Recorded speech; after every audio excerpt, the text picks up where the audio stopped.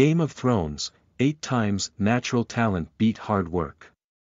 In Game of Thrones, every advantage is needed to stay alive, and these characters had the inherent skills to survive many a deadly moment. Game of Thrones is often not kind to fantasy tropes, and as a result, the somewhat classical character of the raw, untrained prodigy whose sheer inherent skill and power carries them against better trained opponents tends not to fare well in the story. Several characters make the point that experience and other practical considerations often carry the day, and bright-eyed novices often fall or are chastised by the more experienced. Nonetheless, even Game of Thrones has times where a character's raw potential and natural talent outshines their trained skills, or even the training of others. Sometimes all the practice in Westeros can't achieve what inherent ability can.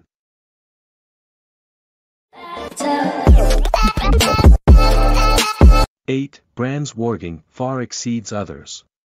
Bran Stark doesn't use his warging ability, even subconsciously, until he is thrown from a window by Jaime Lannister and left as a paraplegic as a result. While he has an unusually close connection to his direwolf, it is no different than the connection all the Stark children share with their ferocious pets. Once Bran becomes aware of his power and meets Green Seer Jojen Reed, however, he quickly becomes a prodigy. Most notable is when he reflexively wargs into Hodor, which Jojen notes should be almost impossible. Bran hasn't achieved this skill through training, but by being naturally gifted.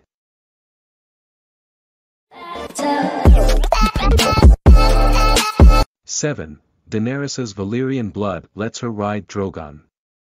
By the time of the events shown in Game of Thrones, the last dragons have been dead for over a century, with most of them butchered during the Targaryen civil war known as the Dance of the Dragons.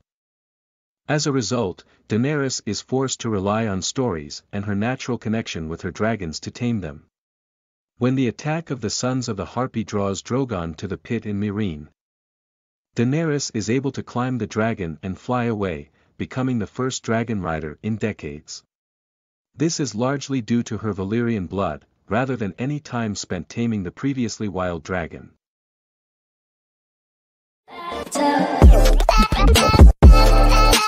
6. Tyrion's manipulation of the Small Council.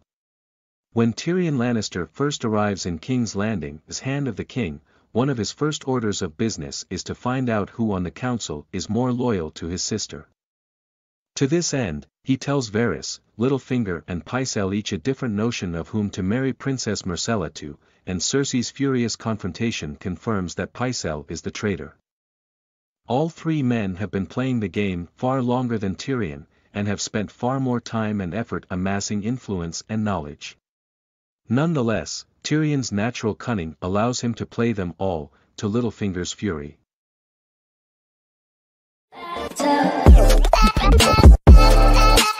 5. The Mountain is legendary for his size, not his skill. Ser Gregor Clegane, the Mountain that rides, is the most feared knight in Westeros. He is Lord Tywin's mad attack dog. Used when he needs something burned, plundered, or destroyed, and famed for his unkillable nature and his sadism. Nonetheless, Gregor Clegane is not a particularly skilled warrior. Instead, his lethality comes from his gigantism, which leaves him taller than any man in Westeros, and exceedingly muscular. He is able to wield a great sword in one hand and wear armor that would crush most men. The divide is best seen when he fights Oberyn Martell, spending most of the bout flailing his sword at the far more nimble man.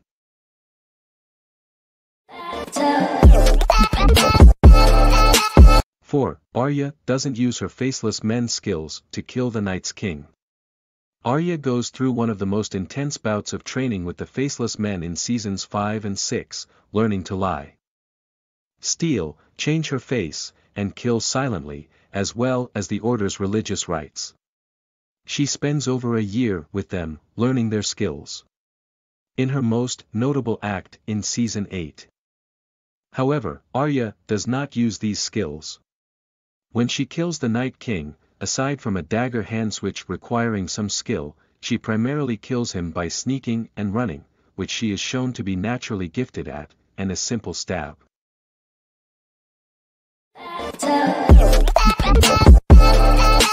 3. Robb Stark is a born tactician.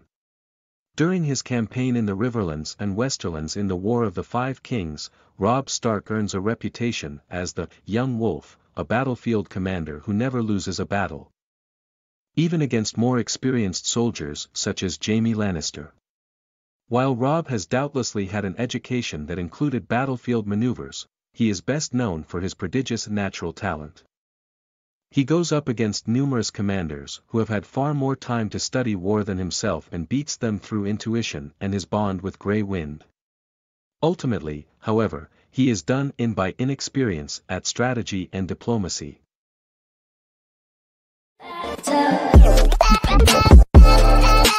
2. Jaime begins as a living legend with a sword. Before his maiming, Jaime Lannister was considered one of the best swordsmen in the Seven Kingdoms, on par with knights like Ser Barristan Selmy. Some consider it the only thing he is good at, and his assignment as a bodyguard is considered a humiliation. While there is no doubt that Jaime's training is extensive, he was noted as a prodigy even from a young age. His skills, and political considerations, had him named to the King's Guard at just 15. When he loses his hand, however, it is Jaime's hard work that makes him a competent swordsman once more.